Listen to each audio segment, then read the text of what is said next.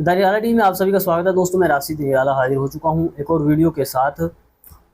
2024 लोकसभा चुनाव के बाद अब आज दूसरा दिन था संसद का, जिसमें कल आपने देखा कि लगभग सभी सांसदों के द्वारा कल शपथ ली गई जो सांसद पद है उसकी।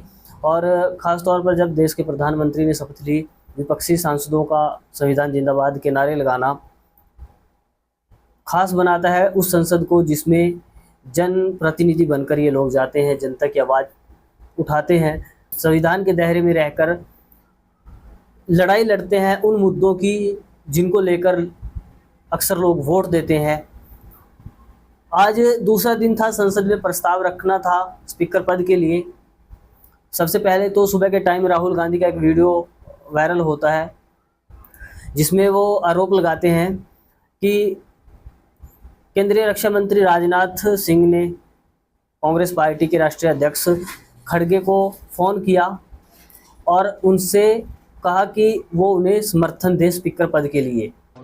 राजनाथ सिंह जी का खड़गे जी को फोन आया। राजनाथ सिंह जी ने खड़गे जी से कहा, देखिए आप हमारे स्पीकर को सपोर्ट कीजिए।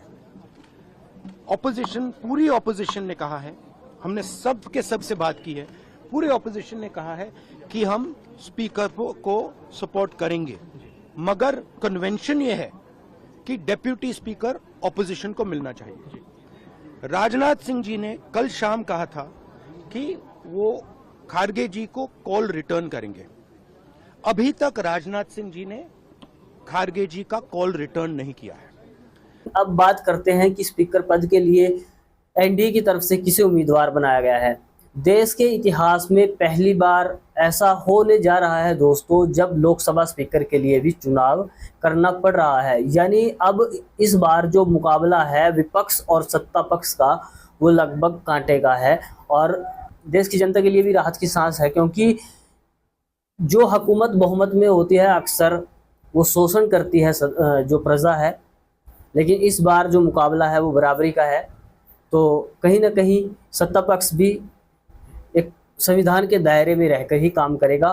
तो ये एक ऐतिहासिक चीज़ है कि देश के संसद में पहली बार लोकसभा स्पीकर पद के लिए चुनाव हो रहा है और एनडीए की तरफ से ओम बिरला को ही दोबारा कैंडिडेट चुना गया है स्पीकर पद के लिए।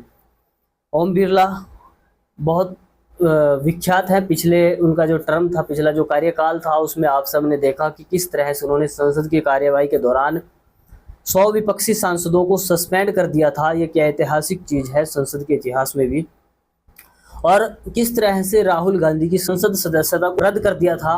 और इसी तरह से जो महुआ मोइत्रा है, बंगाल से आती है, टीएमसी से सांसद थी, उनकी संसद सदस्यता को भी रद्द कर दिया गया था। तो ये चीज़ें हैं दोस्तों। लेकिन अब की बार फिर से ओम बिरला को एनडीए ने अपना उम्मीदवार स्पीकर पद के लिए चुना है।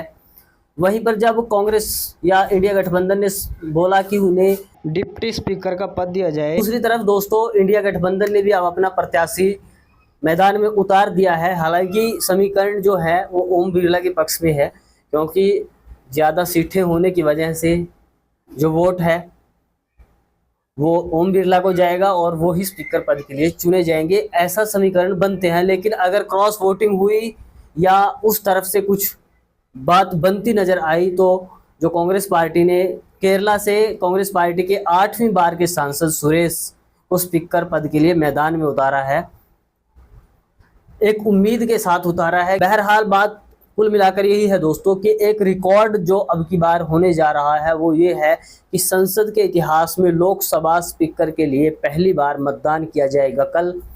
तो देखते हैं कौन चुना जाता है।